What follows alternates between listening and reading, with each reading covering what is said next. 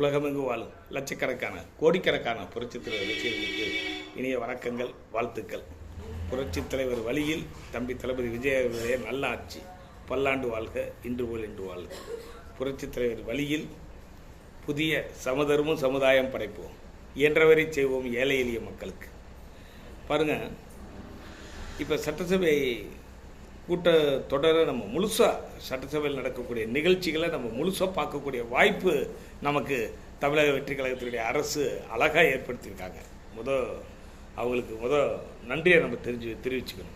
அது மட்டும் இல்லை, இதில் பாருங்கள், முக்கியமாக இதில் என்ன விஷயம் அப்படின்னு சொன்னால்,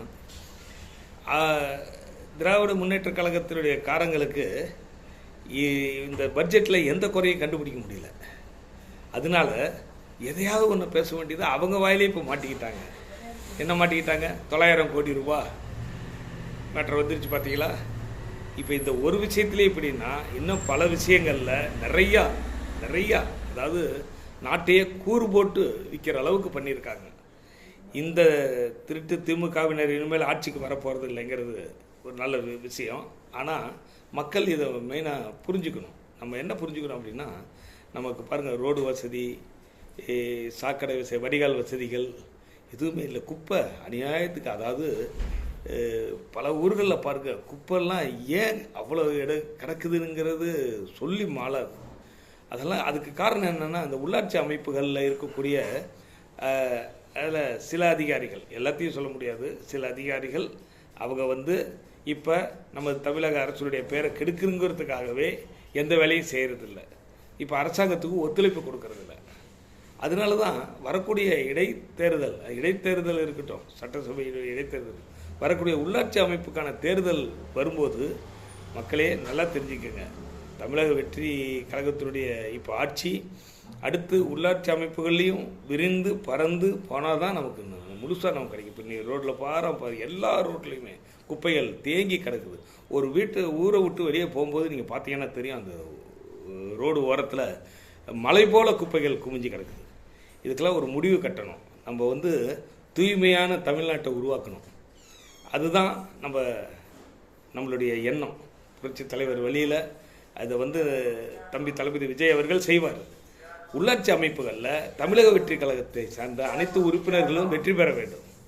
அப்போ தான் நமக்கு வேணுங்கிறத, அதாவது மெயினாக வடிகால், ரோடு வசதி, அதான் சாக்கடை, வடிகால் வசதி, விளக்கு வசதி, இது முக்கியம். 3 பாருங்கள், இது 3மே நமக்கு ஒரு முக்கியமான ஒரு பகுதி. நிறைய ஊர்களில், நான் குறிப்பிட்ட ஊரை நான் சொல்ல விரும்பலை, எல்லா ஊர்கள்லேயுமே இது சரியாக இல்லை. இதை சரி பண்ணோம் அப்படின்னா அந்த வார்டில் கவுன்சிலர்கள் திறமை படைத்தவர்களாக வரணும். ஜாதியால் மதத்தால் ஓட்டு போடணுங்கிற இதை மாற்றிட்டார். சட்டசபை எலெக்ஷனில் மாற்றியாச்சு. உள்ளாட்சி அமைப்புகளில் இந்த ஜாதி பார்த்து ஓட்டு போடுறது, இந்த கட்சிங்கிறது இனிமேல் நம்ம ஏழை எளிய மக்களுக்கு ஒரே கட்சி தமிழக வெற்றி கழகம் தான். ஏன்னா மீதியெல்லாம் அவங்கெல்லாம் பணத்தில் கொளுத்து இருக்கிறாங்க. மாண்ட கட்சிகள் பணத்தில் அவ்வளோ பார்ட்டி ஃபண்டு வாங்கி கொளுத்து போயிருக்காங்க. தமிழக வெற்றி கழகத்தை சேர்ந்த உறுப்பினர்களாகட்டும், மந்திரி ஆகட்டும், பாருங்கள் எவ்வளோ சிம்பிளாக. நம்ம என்றைக்காவது நினச்சி பார்த்துருமா, ஒரு சாதாரண ஒரு சட்டை பேண்ட்டை போட்டுக்கிட்டு நின்றுக்கிட்டு ஒரு மந்திரி பேசுகிறார் சட்டசபையில். இதுதான் நம்மளுடைய வெற்றி. சாதாரணமாக அவங்க பேசும்போது உடனே அதில் அவங்க இந்த மாதிரி எதுக்கு திறம்பட பேசணும்? நம்ம இங்கே கவர்ச்சி அரசியல் பண்ணலப்பா, கவர்ச்சி அரசியல் நம்ம பண்ணல. நமக்கு நாட்டுக்கு தேவையான நலத்திட்டங்களை அவர் படிக்கிறார். அது அஜெண்டாவில் ஏறிடுச்சு. அது பூரா செயல்படுத்துறது தான் இனிமேல் அதிகாரிகளுடைய கடமை. இப்போ மேல் இடத்துல லஞ்சம் வாங்காதனால கீழே இடத்துலேயே லஞ்சம் நம்ம கொடுக்க வேண்டிய யாருக்கடா லஞ்சம் கேட்கலாம், நம்ம தட்டி கேட்குறோம். அதுதான் முதலமைச்சர் சொன்னார். பணம் யாராவது லஞ்சம் கேட்டாங்கன்னா எனக்கு இந்த நம்பர், வாட்ஸ்அப் நம்பர் போடுங்கன்னாரு. இந்த தைரியம் இது வரைக்கும் யாருக்காவது இருந்ததா? அதை ஏற்கனவே சொன்ன வசனம் தான் இருந்தாலும் சொல்கிறேன். ஒரு பைசா அரசாங்க பணத்தை தொட மாட்டேன், தொட்டவங்களையும் விட மாட்டேன். பாருங்கள், இந்த மாதிரி யாராவது பேசுனாங்களா? லஞ்சம் கொடுக்காதீங்கன்னு யாராவது சொன்னாங்களா? தூய்மையான ஆட்சின்னு வெறும் ஒப்புக்கு தான் அவங்களாம் பேசுவாங்க. திருப்பி சொல்கிறேன், காவிரி ஆற்றுல தண்ணி வரக்கூடாதுன்னு ஏங்குற கூட்டம் தான் இந்த மாண்ட கட்சிகள். ஏன்னா அவங்க மண் அள்ளறதுக்கு முடியாது, தண்ணி வந்துருச்சுன்னா மண் அள்ள முடியாது. தடுப்பணைகள் கட்டாத காரணமே அதுதான். இப்போ தடுப்பணைகள் கண்டிப்பாக கட்டுவார் நம்ம தம்பி தளபதி விஜய் அவர்கள். நீரை தேக்கி வைக்க தான் போகிறோம். நம்ம நாட்டில் தான், தமிழ்நாட்டில் தான் அதிகமான கிலோமீட்டரில் காவிரி ஆறு ஓடுது, அது எல்லாத்துக்கும் தெரியும். அப்போ நம்ம தமிழ்நாட்டினுடைய விவசாயிகளுடைய நலனும் நல்லா இருக்கணும். கர்நாடக நாட்டினுடைய விவசாயிகளும் விவசாயம் செழித்தால் தான் நம்ம சாப்பிட முடியும். சில பேர் அதான் வசனம் வீர வசனம்லாம் பேசுகிறவங்களாம் இருக்கான், சில பேர்லாம் இருக்கான், அது யாருங்கிறது உங்களுக்கே தெரியும். அப்படி தட்டி பேசுவாங்க, அப்படிம்பாங்க, அடித்து பேசுவாங்க. ஆமாம், கடைசியில் பார்த்தா அவன் அதான் திரள் நிதியிலேயே வாழ்ந்துட்டு இருக்கிறாங்க. ரகசியம் இப்போ தான் தெரியுது. அவன் கழுவி ஊற்றுறான்.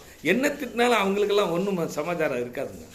அவங்களுக்கெல்லாம் பணத்தை ஏதோ ஒரு விதத்தில் வசூல் பண்ணணும், நம்ம ஜாலியாக இருந்துட்டு காலத்தை ஓட்டிகிட்டு போகணும், அவ்வளோதான். இலங்கை தமிழர்களே இன்றைக்கி அவர் மேலே காரி துப்புறாங்க. இனிமேல் வெளிநாட்டுகளில் மக்களை உங்களுக்கெல்லாம் சொல்கிறேன், அந்த மாதிரி ஆளுகளுக்கெல்லாம் நிதி கொடுக்காதுங்க. அது 4 பிச்சைக்காரங்களுக்கு சாப்பாடு வாங்கி நல்லது. அது இல்லாதவனுக்கு வயிறு வாழ்த்துனா மனசு வாழ்த்துன்னு புரட்சித் தலைவர் கூட ஒரு படத்தில் சொல்லுவார். அந்த மாதிரி இல்லாதவங்களுக்கு சாப்பாடு போடுங்க. ஏழை எளிய மக்களோடு சேர்ந்து நம்ம வாழ்ந்துட்டுருக்குறோம். தமிழக வெற்றி கழகம் அப்படிங்கிறது பணக்கார கட்சிங்கிற பேர் எடுக்கலை, எல்லாமே சாதாரணமாக இருக்கான். மாவட்ட செயலாளர் மந்திரி முதற்கொண்டு யாருமே சாதாரணமாக என்ன வேணும் ஏதாவது ஒன்று சொன்னால் அடுத்த நிமிஷம் ஸ்பாட்டில் நிற்கிறாங்க. இவங்கெல்லாம் மாண்ட கட்சிகள்லாம் அவங்கெல்லாம் என்னென்னா உலகத்துக்கே அப்பா நம்ம தான் அவங்க அந்த பதவி கையில் வரவும் அவங்க ஆடின ஆட்டம், அவங்க பண்ண சேட்டைகள், இதெல்லாம் நம்ம மறக்க முடியாது. உங்களுக்கே தெரியும்.